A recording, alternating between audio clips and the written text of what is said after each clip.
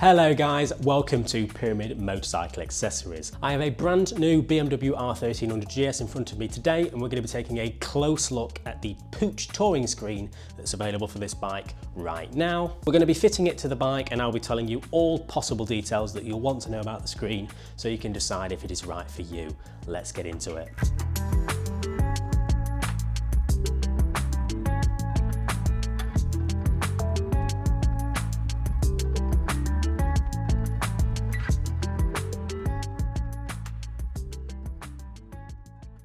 Now here at Pyramid, we are one of the UK's leading distributors for all Puig products, so any products that we talk about here today you can purchase directly from us on our website. So Puig do two different touring screen variants for the R1300 GS. One for bikes that have the active cruise control radar, and another variant for the bikes that don't. So depending on if you have the radar on your GS or not will depend on which version you need. The only difference between the two screens are that there is a cutout at the bottom where this black plastic panel is situated on the front of the bike, because that is where the radar is sat behind. This is the screen that we will be fitting today. This is for the GS that has the radar fitted, and as you can see there is a cutout that will leave this area exposed for the radar to still work. Now if you don't have the radar on your GS, the screen will be exactly the same, apart from the trim line is slightly different and there will not be this gap here. So the Puig touring screen is made from 4mm PMMA acrylic. Acrylic is known for being strong,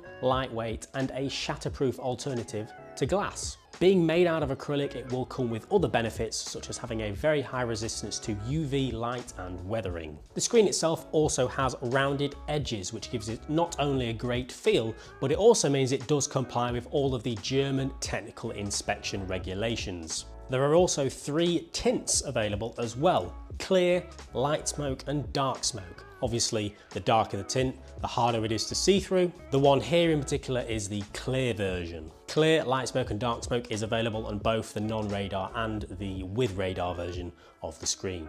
Now the good thing about the Puig touring screen is it is a direct replacement for the standard screen. There are no extra fittings, no extra brackets needed. All you do is remove the 4 standard bolts in the standard screen and put the touring screen in its place. Now the touring screen is 530mm wide, 620mm high, which means in total compared to the original screen it is 170mm higher. So we remove all 4 bolts, remove the screen from the bike. You'll also want to remove the spacers and the grommets that are situated in the original screen. With the 4 grommets and spacers transferred over to the Puig touring screen, it can then be offered up. Now don't be alarmed if the holes don't line up absolutely perfectly. There is a bit of flex in the screen, just enough to get the mounting holes spot on so it will not move out of its place. We'll screw the top right bolt in first, as so. We'll do it in a diagonal pattern so it secures itself evenly. There we go.